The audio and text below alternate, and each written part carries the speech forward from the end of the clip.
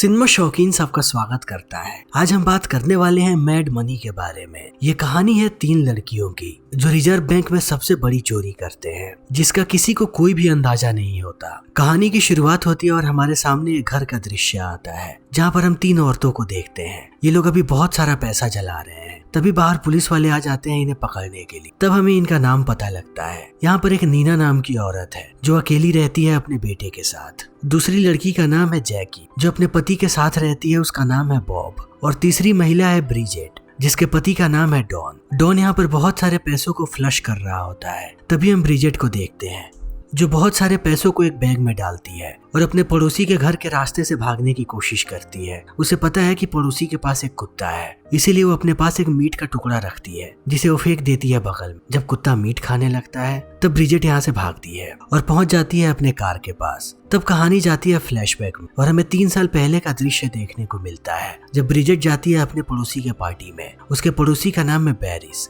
बैरिस यहाँ पर अपनी पत्नी मिंडी के साथ खड़ा है। जब ये लोग बात कर रहे होते हैं तब हमें पता लगता है कि ब्रिजेट ने बहुत समय से कोई भी पार्टी नहीं दी है क्योंकि उसका पति बेरोजगार है। इनके पास इतने भी पैसे नहीं है कि ये लोग बाहर घूमने जा सके। तभी बातों ही बातों में बैरिस यहाँ पर ब्रिजेट से पूछता है कि तुम लोग अपना घर क्यों बेच रहे हो। तब ब्रिजेट कहती है कि नहीं, हम अपना घर नहीं बेच रहे। तब बैरिस बताता है कि डॉन घर को बेचना चाहता है। इस बात को सुनने के बाद ब्रिजेट बहुत ही ज्यादा गुस्सा हो जाती है। वो घर पे आती है और डॉन को कहती है कि तुम घर क्यों बेच रहे हो। तब डॉन कहता है कि हर एक महीने का बिल बढ़ते जा रहा है और जल्दी ही अगर बिल नहीं चुकाया तो बहुत बड़ी मुसीबत खड़ी हो सकती है। इस घर को बेचने के बाद हमें पैसे मिलेंगे जिससे हम सारी चीजों को चुका के किसी किराए के घर में रह सकते हैं। तब इन बातों को सुनने के बाद ब्रिजेट और भी ज्यादा गुस्सा हो जाती है और कहती है कि तुम्हें ये सब करने की जरूरत नहीं है, मैं कुछ और सोचती हूँ।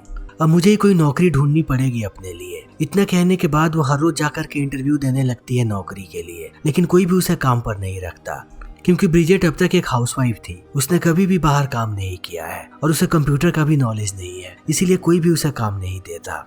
इसी बीच ब्रिजेट के घर पे उसकी क्लीनर आती है और कहती है कि चेक फिर से बाउंस हो गया है, इस बार मुझे मेरी तनख्वाह चाहिए। तब ब्रिजेट उसे बताती है कि मेरे पास बिल्कुल भी पैसे नहीं है, जैसे ही मुझे नौकरी मिलती है मैं सबसे पहले तुम्हारे पैसे दूंगी। तब इस बात को सुनने के बाद उसकी क्लीनर एक आदमी का नंबर देती है और कहती है कि कहीं ये तुम्हें काम दिलवा दे। और ये आदमी सच में ब्रिजेट की मदद करता है। उसे अब रिजर्व बैंक में काम मिलता है सफाई का। आज उसका पहला दिन है। यहाँ पर सारे लोग उसे घुमा करके पूरा का पूरा बैंक दिखाते हैं। तभी ब्रिजेट की मुलाकात होती है ग्लोवर से। ग्लोवर ब्रिजेट को कहता है कि यहाँ पर हर एक जगह पे कैमरा लगा हुआ है, हर एक इंसान पे हमारी नजर है, तो थोड़ा यहाँ पर संभल के रहना। यहीं पर हम नीना को देखते हैं काम करते हुए। इनका काम है कि जितने भी पुराने पैसे आते हैं उन सारे पैसों को ये लोग नष्ट कर देते हैं। इतने सारे पैसों को देखने के बाद ब्रिजेट चकाचौंध रह जाती है क्योंकि यहाँ पर हर जगह सिर्फ और सिर्फ पैसे हैं। वो पूरा दिन काम करती है और शाम को घर आती है वापस। तब डॉन उससे पूछता है कि आज उसका दिन कैसा था, लेकिन ब्रिजेट इतनी ज्यादा थक गई है कि वो डॉन को कुछ भी नहीं बताना चाहती। वो चली जाती है किचन, लेकिन जैसे ही वो नल खोलती है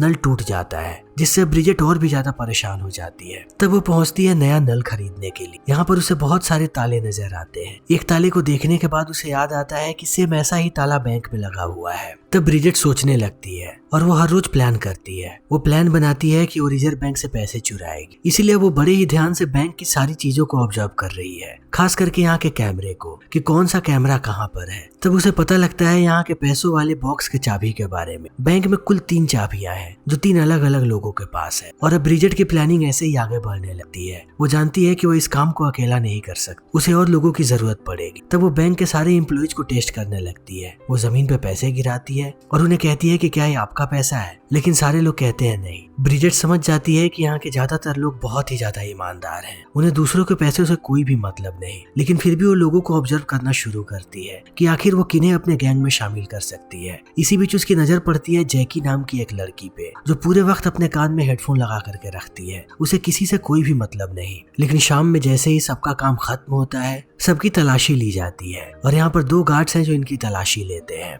जब भी नीना यहाँ पर आती है बाहर जाने के लिए तब हमेशा शॉन नाम का आदमी उस पर लाइन मारता है। तब नीना उसे मना करके चली जाती है और ब्रिजेट इस चीज को देख लेती है। वो समझ जाती है कि अगर उसने नीना को अपने गैंग में शामिल कर लिया तब वो लोग गेट को क्लियर कर पाएंगे। तब वो जाती है नीना के पीछे पीछे और थोड़ी देर बात करने के बाद उसे अपना प्लान बताती है। तब नीना को लगता है कि औरत मजाक कर रही है, लेकिन थोड़ी देर के बाद उसे पता लगता है कि ब्रिजेट सच में सीरियस है। तब वो मना कर देती देती है और कहती है कि यह रिजर्व बैंक है, यहाँ से कोई भी चोरी नहीं कर सकता। इतना कहने के बाद वो पहुंचती है अपने घर, लेकिन ब्रिजेट अभी भी हार नहीं मानती। वो उसके घर पे जाकर के दोबारा उससे पूछती है, तब नीना दोबारा मना कर देती है। लेकिन जैसे जैसे वक्त बीतता है, नीना को इस बात का एहसास होता है कि उसे पैसों की कितनी जरूरत है। वो अपने बच्चे को अच्छे तरीके से पढ़ाना चाहती है, जिसमें बहुत ही ज्यादा पैसे लगने वाले हैं। इसी बीच अगले दिन नीना जैसे ही बैंक जाती है और अपने लॉकर को खोलती है, उसे अंदर बहुत सारे स्कूल्स के ब्रोशर्स मिलते हैं जिसे ब्रिजेट ने यहाँ पर रखा हुआ है, जिन्हें देख करके अब नीना चौंक जाती है और बाथरूम में जाकर के ब्रिजेट से मिलती है। ये लोग बहुत देर तक बहस करते हैं। तब नीना कहती है कि मैं तैयार हूँ, लेकिन मैं तुम्हें पहले ही आगाह करना चाहती हूँ कि मैं जेल नहीं जाना चाहती। मैं एक सिंगल मदर हूँ, अगर मुझे कुछ भी हुआ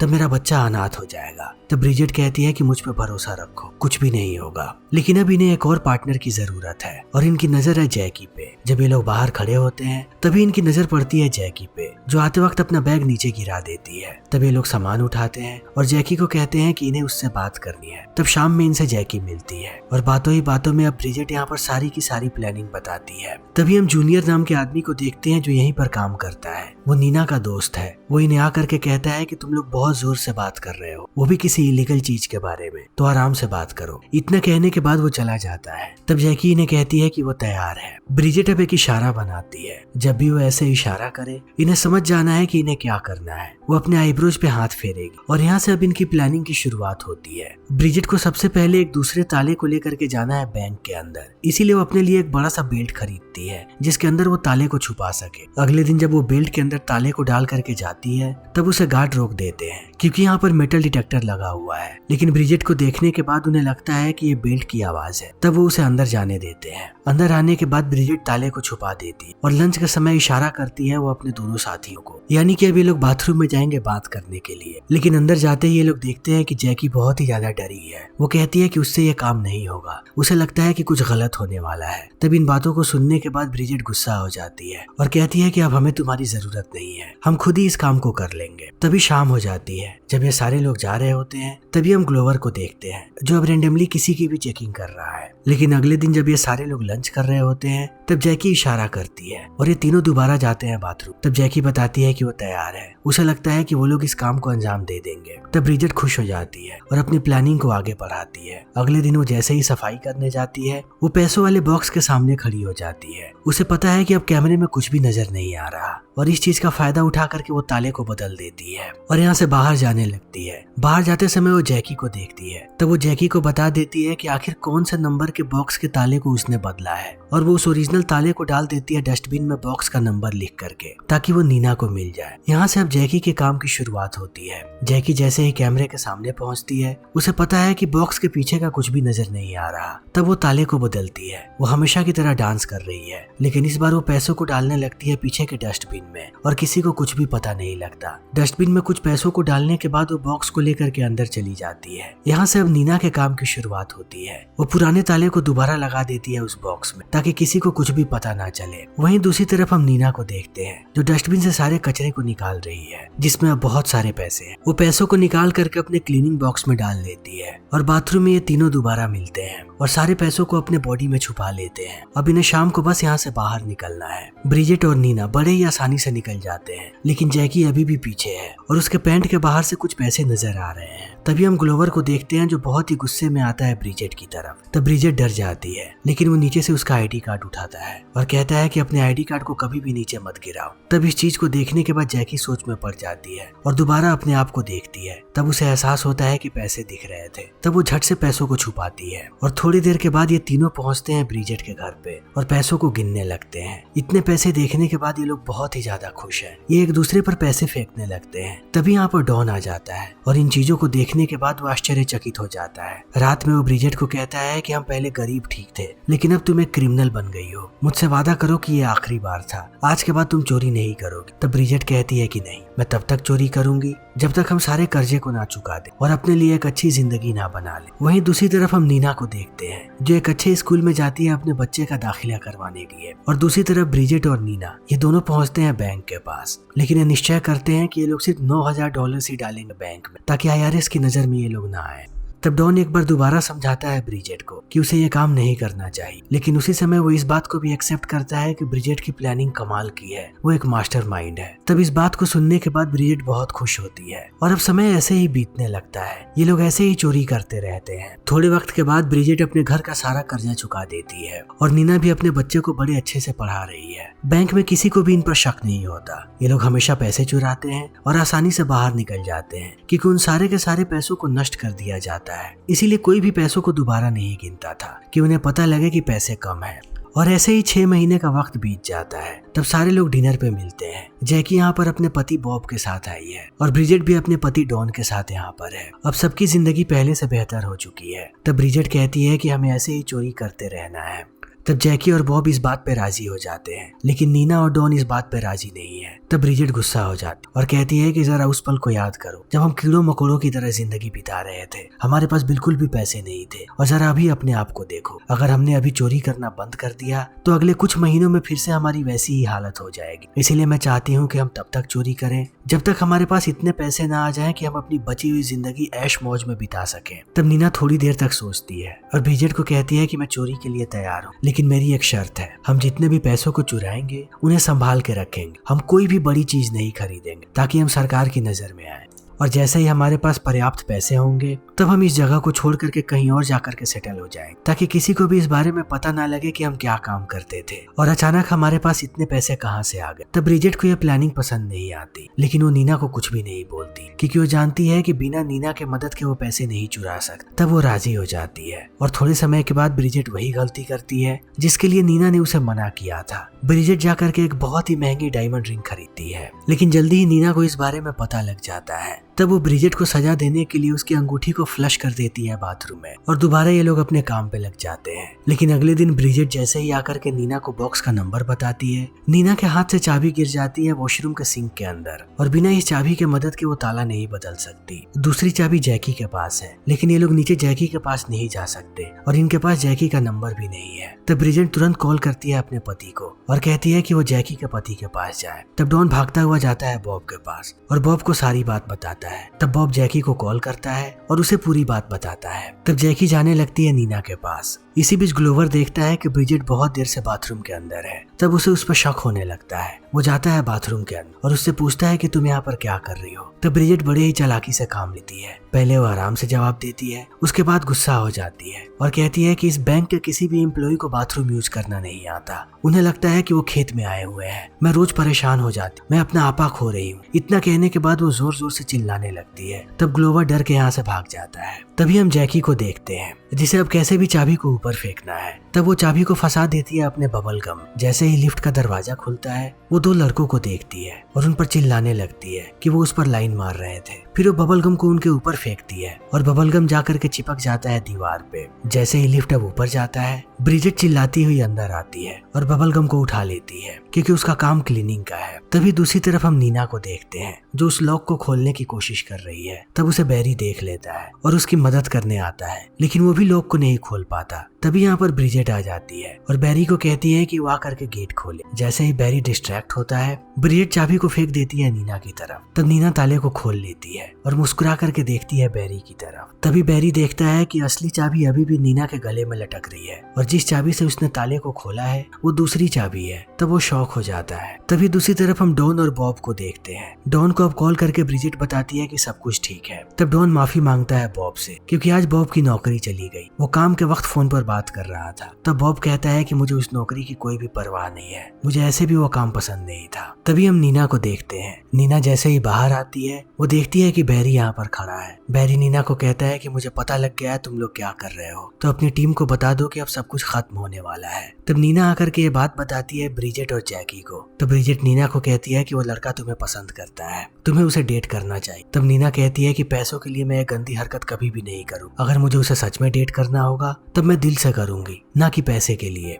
तब ब्रिजेट नीना को दोबारा समझाती है कि सिर्फ तुम ही मना सकती हो बैरी को, जाओ और जा करके उसे मनाओ। तब नीना तैयार होती है और पहुंचती है बैरी के घर पे। तब उसे पता लगता है कि बैरी अपनी माँ के साथ रहता है जो बहुत ही ज्यादा बीमार है। तब बातों ही बातों में नीना पूरी बात समझाती है बैरी को कि वो इनका पार्टनर बन जाए, उसे बहुत सारे पैसे मिले, अगर उसके पास अच्छे पैसे होंगे तब वो अपनी माँ का अच्छे से इलाज करवा पाए। और इस बीच में नीना पूरी कोशिश करेगी कि वो उसे डेट करे। तब बैरी मना कर देता है। जैसे ही ये बात ब्रिजेट को पता लगती है, ब्रिजेट डांटती है जाकर के बैरी को और कहती है कि तुम एक पागल आदमी हो। मर्द की जिंदगी में दो ही सबसे खास चीजें होती हैं, औरत और पैसा, और तुमने एक ही झटके में दोनों को रिजेक्ट कर दिया है। इतने कहने के बाद वो चली जाती है। तब थोड़ी देर के बाद इन्हें पता लगता है कि बैरी काम के लिए मान गया है, लेकिन बैरी की एक ही शर्त है कि वो सिर्फ पैसे लेगा। इस काम में डेट करने की कोई डील नहीं होगी, क्योंकि वो नीना को सच में पाना चाहता है, ना कि किसी शर्त के द्वारा। नीना उसके लिए बहुत ही स्पेशल है। और इसी तरीके से आज की चोरी भी खत्म हो जाती है। शाम में जब ये सारे लोग पैसे बांट रहे होते हैं तब बैरी भी यहाँ पर होता है। आज उसे उसका भी हिस्सा मिलता है। फिर जाते समय नीना पहुंचती है बैरी के पास और कहती है कि मुझे माफ कर दो, मैंने तुम्हें गलत समझा।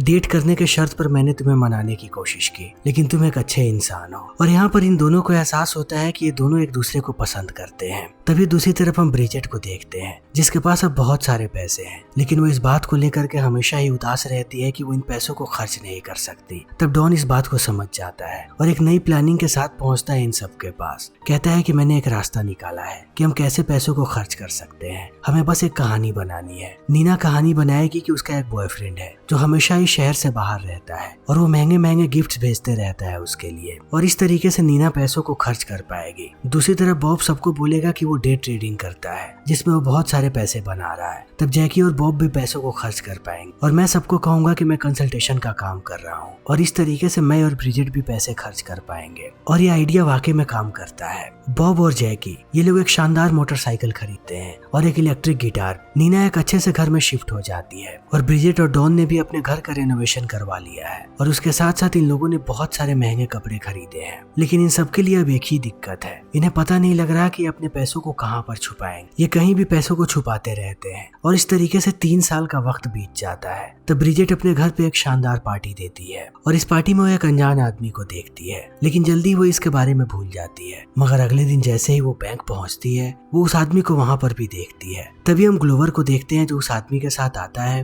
और जैकी के हाथ से उस बॉक्स को ले लेता है और खुद लेकर के जाता है पैसों को आगे। तब जैकी डर जाती है, बाथरूम में जाकर के ये सारी बातें बताती है नीना और ब्रिजेट को। तब ब्रिजेट कहती है कि हमें सिर्फ शांत रहना है और हमें इस चेंज ऑफ रूटीन को फॉलो करना है, और अगली चोरी हम तभी करेंगे जब हमें सारी चीजें पता हो जाए। इतना कहने के बाद ब्रिजेट बाहर आती है। तब वो देखती है कि वो आदमी अभी भी बाहर है। तभी हम ग्लोवर को देखते हैं उस आदमी के साथ ऑफिस में। इस आदमी का नाम है मेंडल ब्रॉट, जो ग्लोवर को कहता है कि तुम्हारे कुछ एम्प्लॉइज यहाँ पर चोरी कर रहे हैं। तब ग्लोवर कहता है कि ऐसा नहीं हो सकता। इतना कहने के बाद वो भड़क जाता है और मेंडल को कहता है कि जब तक तुम्हारे पास पुख्ता सबूत ना हो यहाँ दोबारा मत आना। जबकि ग्लोवर इस बात को जानता है कि मेंडल एक फेडरल बैंक एग्जामिनर है, उसका यही काम है।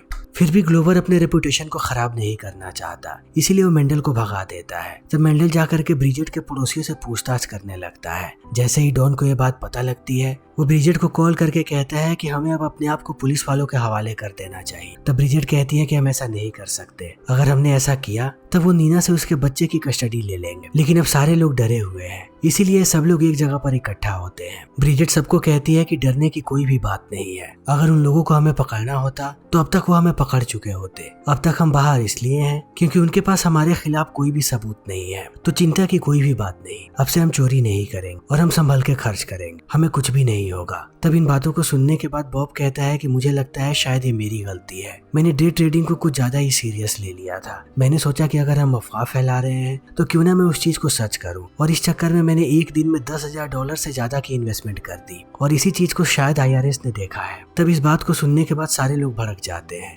इन्हें पता है कि इन लोगों ने बैंक में कोई भी सबूत नहीं छोड़ा, लेकिन अगर बैंक वाले इनके घर पे आएंगे तब सारे के सारे पैसे पकड़े जा सकते हैं। तब सारे लोग निश्चय करते हैं कि घर जाने के बाद ये लोग सारे के सारे पैसों को डिस्ट्रॉय कर देंगे। तब सारे लोग अपने अपने काम पे लग जाते हैं, और ये वही दृश्य है जिसे हमने फिल्म की शुरुआत में देखा था।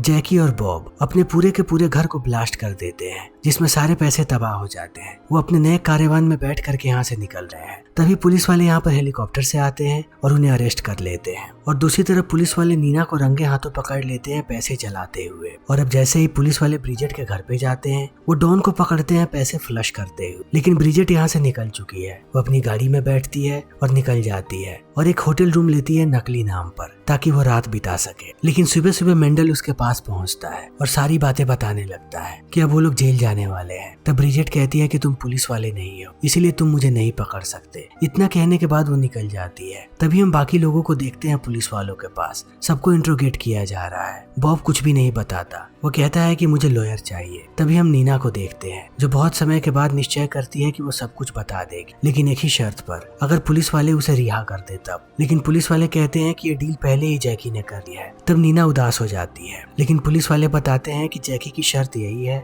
कि वो लोग नीना को आजाद करें। तब नीना भावुक हो जाती है इस बात को सुन के कि पूरे टीम को सिर्फ उसकी परवाह है। इसी बीच हम ब्रिजेट को देखते हैं जो जाती है अपने पड़ोसी बैरिस के पास जो एक लॉयर है और उसे कहती है कि मैं चाहती हूँ कि तुम हमारा केस लड़ो। तब बैरिस मना कर देता है, लेकिन बैग में पड़े हुए जब सारे पैसे नीना उसे देती है तब बैरिस मान जाता है और पहुंचता है पुलिस स्टेशन और बताता है कि वो इन सबका लॉयर है। बैरिस एक बहुत ही तगड़ा केस बनाता है इस बात पर कि बैंक से कभी पैसे चोरी हुए ही नहीं है, क्योंकि बैंक में इन पैसों का कोई भी रिकॉर्ड नहीं है। तब पुलिस वाले ग्लोवर से पूछताछ करना शुरू करते हैं और ग्लोवर कहता है कि मेरे बैंक से कोई भी पैसा चोरी नहीं हुआ। अगर 3 साल तक ये औरतें पैसा चुराती रहती तब हमें जरूर पता होता। तब इस बात को सुनने के बाद पुलिस वाले केस को रफा दफा कर देते हैं, लेकिन आईआरएस अभी भी केस बना करके बैठा है कि अगर इतने सारे पैसे इन लोगों के पास थे तो इन्हें टैक्स भरना चाहिए था। तब बैरिस फिर से इनसे लड़ता है। तब अंत में आईआरएस इनके साथ एक डील करती है कि अगर ये लोग सारे के सारे पैसों को दे देंगे तब इनके ऊपर कोई भी केस नहीं बनाया जाएगा, इन्हें रिहा कर दिया जाएगा। तब इस बात को सुनने के बाद सारे लोग मान जाते हैं और पैसे देने के बाद अब सबके सब रिहा हो चुके हैं। बाहर आने के बाद ये लोग बहुत ही ज्यादा खुश होते हैं और वक्त ऐसे ही बीतने लगता है। 8 महीने के बाद ये तीनों औरतें दोबारा इकट्ठा होती हैं। तब सब अपने बारे में बताना शुरू करते हैं। सबसे पहले नीना बताती है कि अब वो लोग एक छोटे से अपार्टमेंट में शिफ्ट हो चुके हैं, लेकिन उसने बैरी से शादी कर ली है, इसीलिए वो खुश है क्योंकि अब घर में 2 सोर्स ऑफ इनकम है, वो घर को अच्छे से चला रहे हैं। तब जैकी बताती है कि वो भी अपने पति के साथ खुश है। बॉब ने दोबारा नौकरी करना शुरू कर दिया है।